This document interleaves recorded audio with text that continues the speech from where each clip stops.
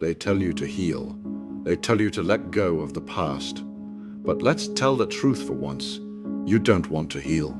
You love your pain. You wrap it around yourself like a warm blanket. Because as long as you are broken, nothing is your fault. As long as you are the victim, no one can expect anything from you. Your trauma isn't your prison, it's your favorite excuse.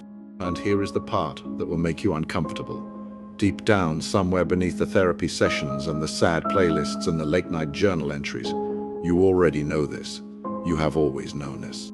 But knowing something and accepting it are two entirely different forms of courage. And you have only ever been willing to practice the first one. Let me show you what I mean.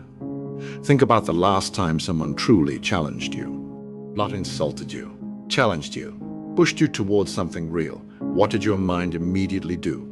It went to the past. It pulled out the file, the childhood, the betrayal, the person who left, the wound that never closed. And suddenly the challenge was not about the future anymore. It was about everything that was done to you. You were safe again, untouchable. Because a wounded person cannot be held accountable for not trying harder. Everyone understands that. Everyone nods along. Everyone lets you off the hook. That is not healing. That is strategy. There is a clinical term for what happens when the brain associates a negative emotional state with safety. It is called learned helplessness. But psychologists discovered something even more disturbing beyond that basic definition. The brain does not just learn to be helpless. It begins to prefer it. It begins to protect it. Because helplessness, once it becomes identity, starts to feel like home. And the human mind will do almost anything to protect what feels like home, even if home is a burning building. Think about who you would be if you couldn't blame them anymore. You have no idea, do you? Because here is what the victimhood narrative actually gives you. It gives you a story, a complete, fully formed story with a villain, a wound, and a protagonist who suffered. And that story is incredibly powerful because it makes you the most important character in your own life without requiring you to do anything. You do not have to build. You do not have to risk. You do not have to stand in front of something terrifying and say, I am going to try. You just have to point backward. And as long as you are pointing backward, no one can ask you to look forward. Modern culture has built an entire cathedral around this idea. We have turned wound displaying into a personality type. We have made suffering a currency. Post your trauma and collect your validation. Perform your brokenness and watch the comments fill with people calling you brave. And it is not that those people are wrong to offer sympathy. Sympathy is human. But somewhere between compassion and catastrophizing, we crossed a line that almost no one is willing to name. We stopped asking people to heal. We started asking them to simply be witnessed in their pain. And being witnessed is comfortable. Being witnessed requires nothing. Being witnessed is not the same thing as being free. You want to know the cruelest part of this trap? It gets worse over time. The longer you hold the identity of a broken person, the more of your actual life experience gets filtered through that lens. Every setback becomes proof. Every person who disappoints you becomes another villain in the same story. The narrative expands to swallow everything. And after enough years, you are not someone who went through something painful. You are the pain. You're fused with it so completely that the thought of removing it feels like surgery without anesthesia. It feels like being asked to cut out something vital. Because functionally it has become vital. Your trauma is doing real psychological work for you every single day. It is keeping you small. And small feels safe. Let me ask you something. And I want you to sit with this rather than dismiss it immediately. If tomorrow everything that happened to you was simply erased, not forgiven, not processed, just erased, what excuse would you use then? What would you tell yourself the next time you did not apply for the job, did not start the thing, did not leave the relationship that was draining you dry? Think carefully, because your answer tells you everything about whether your pain is something you carry or something you wear. A person who wears their pain will panic at that question, because they have never developed a self beneath the wound. They have constructed an identity around the damage, and without the damage, they do not know who they are. That is not a tragedy that happened to them. That is a choice they made, slowly, over many years.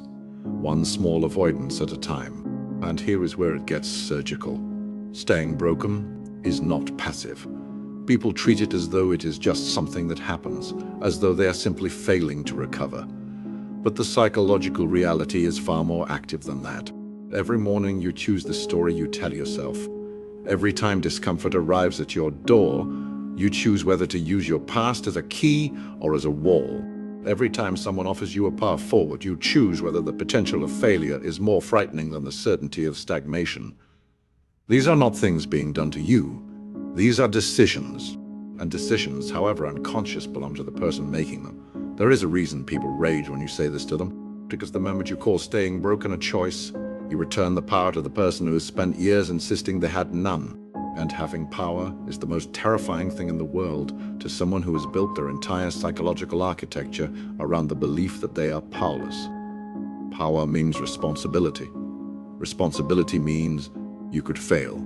And failing after everything you have been through, after all the sympathy you have collected, after all the people who agreed that yes, what happened to you was terrible, that failure would be entirely your own. No villain to point to, no wound to display, just you, accountable, human, and fallible in the most naked possible way. Most people would rather stay broken than risk that. The ones who do not, and they exist, rare and quietly extraordinary. Those are the people who made a different bargain with themselves. They did not pretend the pain was not real. They did not perform toxic positivity or convince themselves that everything happened for a reason. They simply decided at some specific private moment that their past was going to be the foundation they built from, rather than the evidence they lived beneath. That decision did not make them invincible. It made them willing to try badly, willing to fail publicly, willing to be ordinary and imperfect and still moving forward.